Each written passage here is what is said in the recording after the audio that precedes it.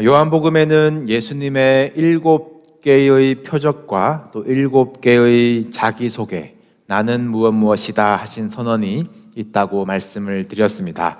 7개의 표적도 다 지나왔고요.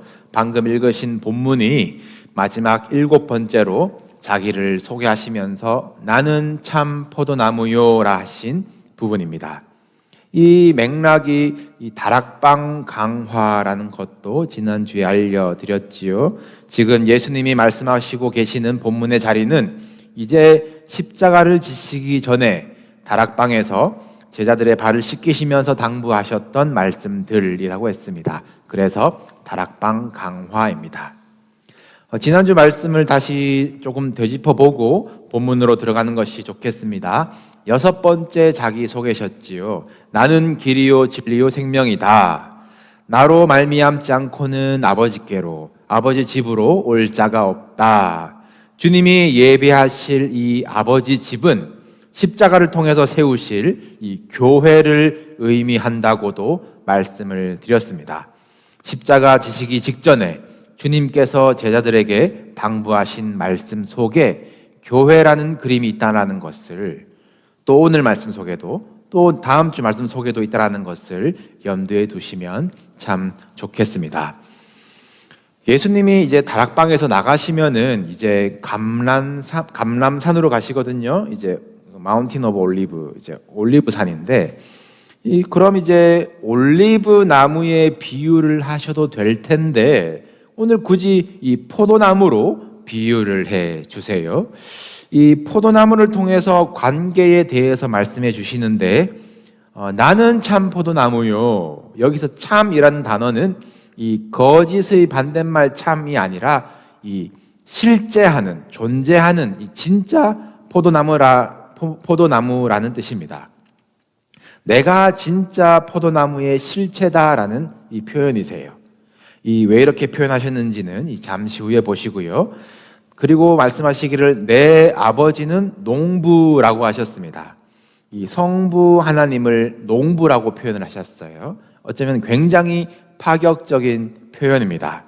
창조주 하나님을 그냥 우리 이웃들, 그냥 들에서 만나는 이 농부로 비유하셨습니다. 그리고 다시 비유하시기를 나는 포도나무고 너희는 가지다라고 하셨어요. 우리가 포도나무에 붙은 가지라는 것입니다.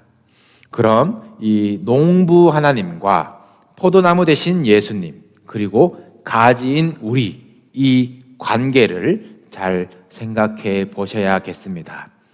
먼저 농부의 마음부터 보시겠습니다. 농부의 가장 큰 소원이 무엇이겠습니까? 건강하고 맛이 좋은 이 품질의 열매를 많이 맺는 것 아니겠습니까? 굳이 이 포도나무로 비유하신 이유가 사실 이 농부, 하나님, 이 농부는 이 포도 농사를 실패한 적이 있어요. 이사야서 5장을 보시면 화면에도 있는데요. 이 농부가 심히 기름진 산에다가 땅을 파고 돌을 제하고 극상품의 포도나무를 심었습니다. 그리고 울타리를 치고 망대까지 세우고 이 포도원을 가꾸어서 좋은 열매를 맺기를 바랬는데 그 나무가 먹지 못하리 들포도를 맺은 거예요. 이것이 이사야서의 말씀인데 이사야가 이 상황을 해석해 줍니다. 5장 7절 말씀인데요. 무릇 만군의 여호와의 포도원은 이스라엘 족속이요 그가 기뻐하시는 나무는 유다 사람이라. 그들에게 정의를 바라셨더니 도리어 포악이요 그들에게 공의를 바라셨더니 도리어 부르짖음이었도다. 이 포도원은 여호와의 것인데 좋은 것으로 손수 만드신 이 포도원은 이스라엘, 또 기뻐하신 그 극상품의 나무는 유다 사람이에요.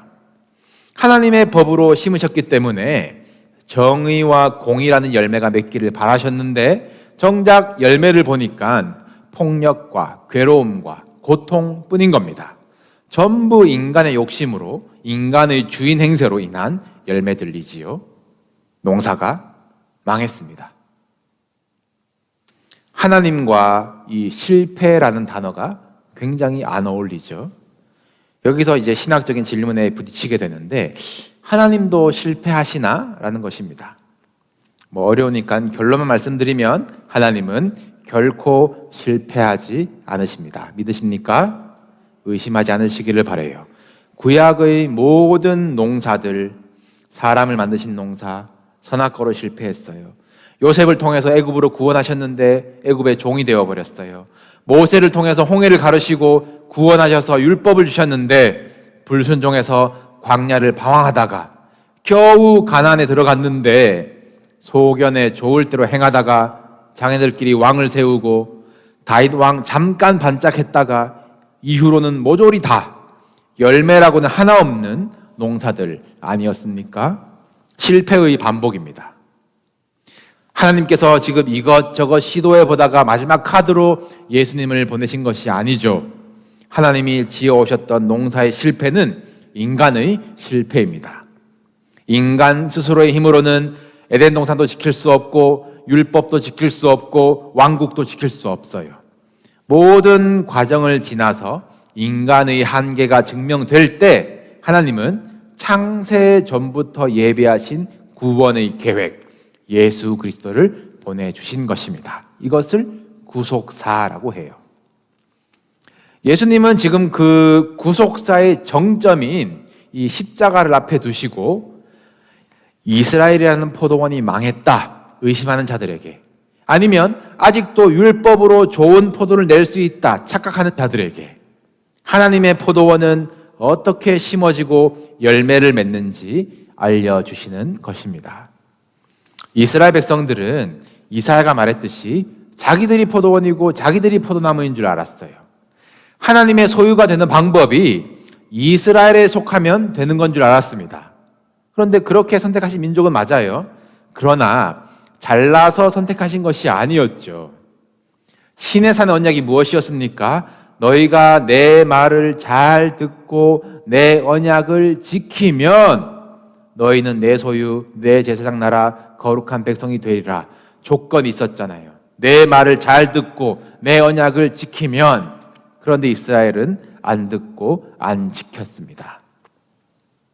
농부이신 하나님이 예언자들을 통해서 수도 없이 말씀하셨어요. 내가 이 땅을 황폐하게 하겠다. 구름을 명해서 비를 내리지 않게 하겠다. 그러나 그루터기는 남겨두겠다. 그리고 그 거룩한 씨를 심어서 이새의 줄기에서 한 싹이 나게 하셨습니다. 그리고 오늘 선언하시는 것이에요. 내가 참 포도나무다. 내가 진짜 포도나무다. 기준을 바꾸셨어요. 이제 이스라엘에 속했다고 하나님의 소유가 아니라 내게, 예수 그리스도에게 붙어있는 자들이 하나님의 소유, 하나님의 백성이 된다라는 복음입니다. 그게 어떤 모습인가요? 포도나무에 붙은 가지로 말씀을 하셨어요. 너희는 가지라라고 이제 말씀을 하셨는데 오늘 본문에는 가지에도 두 종류가 있는 것을 볼 수가 있습니다. 첫 번째 가지는 열매를 맺지 아니하는 가지입니다. 뿌리의 진액을 함께 받으면서도 열매를 맺지 아니하는 가지. 그런 가지는 필요가 없죠. 농부는 그 가지를 잘라버립니다. 두 번째 가지는 열매를 맺는 가지입니다. 이 열매의 크기, 질은 상관없어요. 이 농부는 이 가지를 깨끗하게 하여라고 합니다. 이 손질하는 것이에요. 잘라내고 다듬어서 깨끗하게 합니다. 잘라버리는 것과 손질하는 것, 둘 다 농부가 손을 대고 농부에 의해서 꺾여지는데 결과는 차원이 다르죠. 마태복음에서는 예수님이 이 천국의 비밀을 무릇 있는 자는 받아서 넉넉하게 되고 없는 자는 그 있는 것도 빼앗긴다라고 하셨는데, 포도나무 비유에서도 열매 없는 자는 아예 그냥 꺾어버리시고 열매 있는 자는 손질하셔서 더 많은 열매를 맺게 하신다 하세요. 희한하지요? 예수님께 붙어 있는데도 열매가 없을 수 있다라는 것입니다. 또 붙어 있다고 구원을 받는 것이 아니라 열매를 반드시 확인하신다는 것입니다. 오늘 본문에 이 손질이 된 깨끗한 가지가 되는 방법과 열매를 많이 맺는 비결이 나와 있어요. 먼저 가지가 깨끗해지는 것은 우리 3절입니다. 3절 화면 주세요. 너희는 내가 일러준 말로 이미 깨끗하여졌으니, 가지가 깨끗하여진다라는 것은 농부에 의해서 손질받는 것입니다. 농부의 손질은 소망의 손질이에요.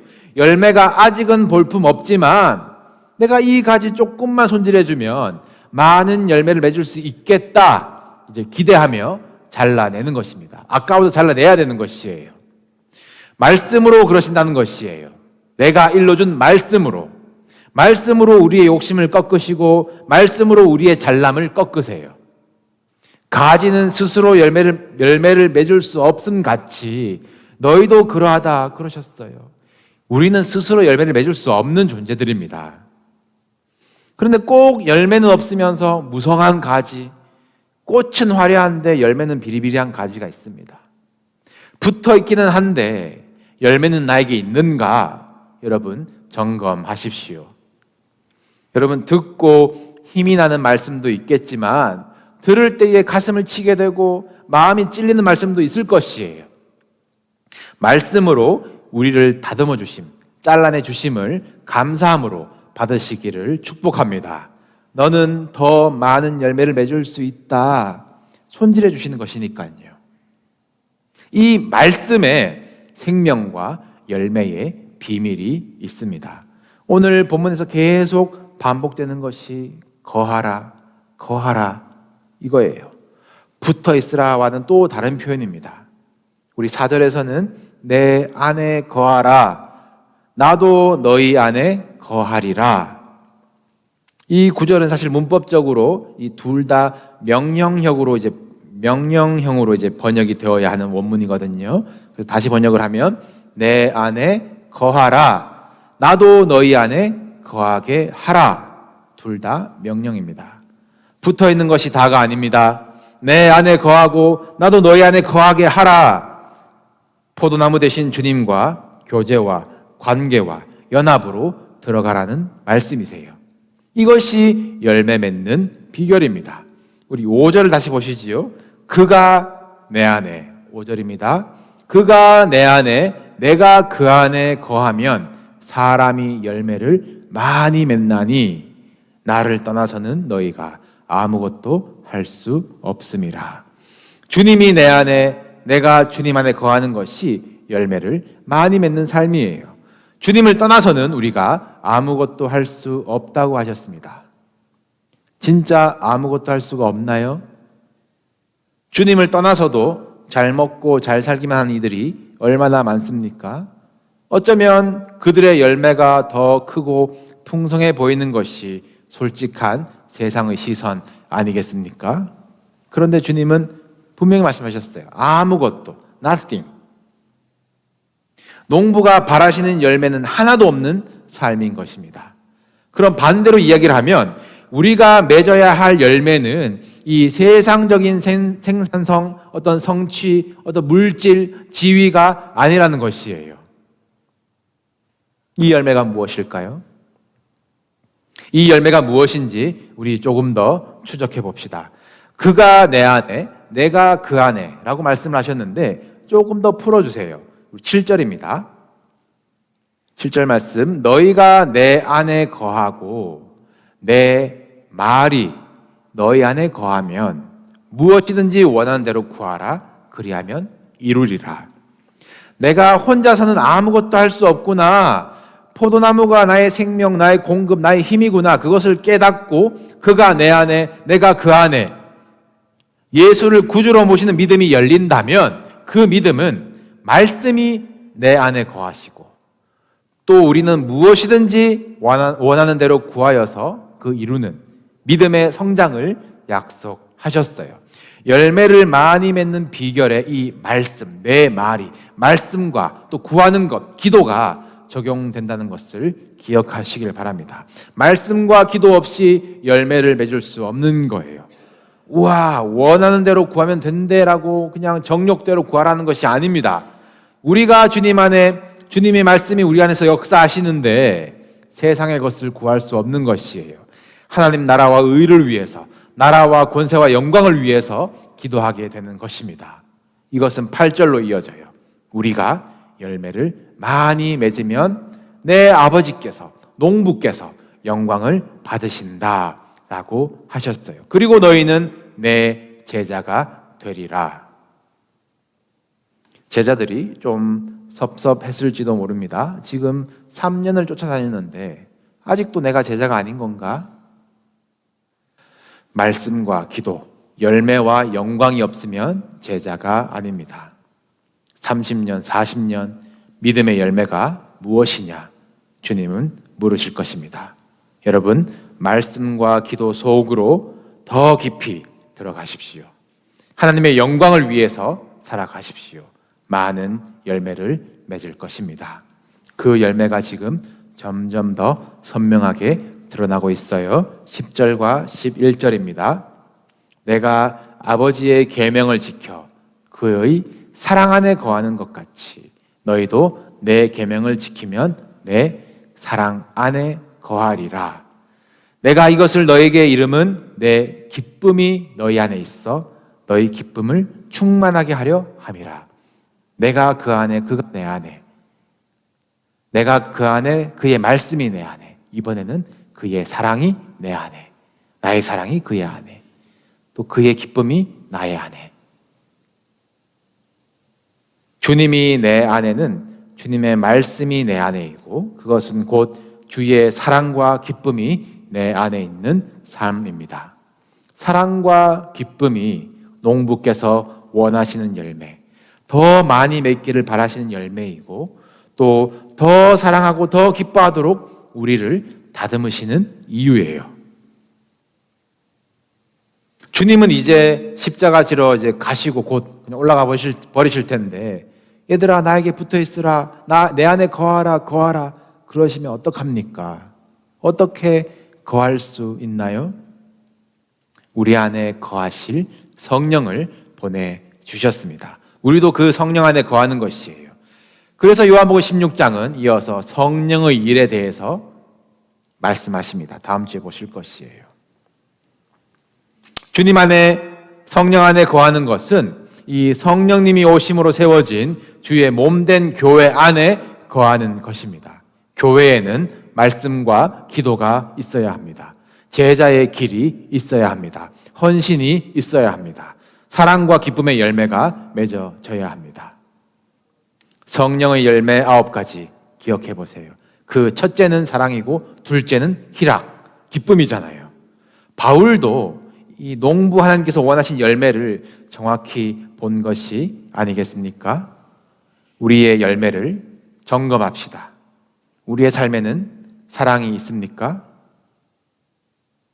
주님이 본문 마지막 9절에서 다시 당부하십니다. 내 계명은 곧 내가 너희를 사랑한 것 같이 너희도 서로 사랑하라 하는 이것이니라. 주님이 우리를 사랑한 것 같이 발을 씻기며 사랑하신 그 말씀을 기억하십시오. 오늘 또 반복 강조하신 말씀을 기억하십시오. 십자가 사랑의 빚을 기억하십시오. 생명 바쳐 사랑하신 그 사랑으로 우리도 서로 사랑합시다. 생명이 있는 곳에 기쁨이 있을 것입니다. 열매를 보아서 그 나무를 안다라고 하셨어요. 사과를 맺으면 사과나무인 것이죠. 여러분, 우리는 예수 나무에 붙은 가지입니다. 우리의 열매를 보면 예수를 알 수 있어야 합니다. 여러분들의 열매는 누구를 가리키고 있습니까? 성령의 9가지 열매, 우리 화면을 띄워주시겠어요? 갈라디아서 5장에 있는 성령의 9가지 열매입니다. 이 세번역 버전이거든요. 아마 업데이트가 안 될 것 같습니다. 이제 성령의 9가지 열매, 여러분들 제가 읽어주면 아시겠죠? 사랑과 희락과 화평과 인내와 친절과 선함과 신실과 온유와 절제라고 하셨어요. 이것이 막연한 어떤 윤리 지침으로 다가오십니까? 인간의 어떤 도덕 수양을 통해서 결실하는 열매가 아닙니다. 하나님을 떠나서는 맺을 수 없는 열매가 이 성령의 9가지 열매예요. 가지치기의 이 연단을 통해서 더 맺을 수 있는 열매입니다. 여러분, 예수 나무의 열매로 기억하십시오. 9가지 열매입니다. 내 사랑이 아니라 예수님의 사랑입니다. 내 기쁨이 아니라 예수님의 기쁨이에요. 예수님의 화평입니다. 예수님의 인내입니다. 예수님의 친절입니다. 예수님의 선함입니다. 예수님의 신실입니다. 예수님의 온유입니다. 예수님의 절제입니다. 예수님은 어떻게 사랑하셨나? 어떻게 오래 참으셨나? 기억하십시오.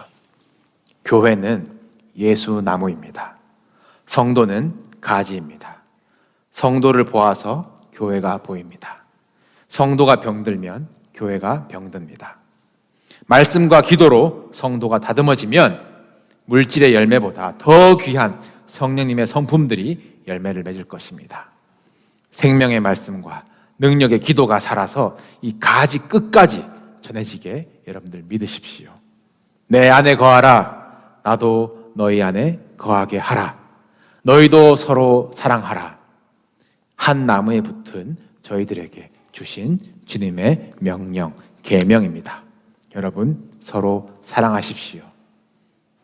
저 사람이 나 사랑하나 안 하나 이건 정말 알기 어렵죠. 확인해보고 싶고. 그런데 저 사람이 나 미워하는지 안 하는지 정말 기가 막히게 압니다. 나 미워하는 것 같아. 네. 얼마나 어려운 일이에요. 갈라디아서 5장을 보시면 성령의 열매 앞에 육체의 열매도 분명히 있어요. 원수 맺음, 다툼, 시기, 분냄, 분쟁, 분열, 파당, 질투. 최고의 농부이신 하나님께서 손질하시고 잘라내셔서 깨끗하게 하시도록 여러분들 성령님께 마음을 내어 드리시기를 바랍니다. 말씀으로 깨끗하게 되십시오. 그리고 하나님 나라와 의를 구하십시오. 그 기도가 드려지는 곳, 우리 교회와 여러분의 가정이 아버지의 집, 천국이 될 것입니다. 오늘도 주님 품 안에서 들으신 말씀들 우리 마음에 담으면서 또 한 주도 주님과 동행하는 여러분 되시기를 주님의 이름으로 축복합니다.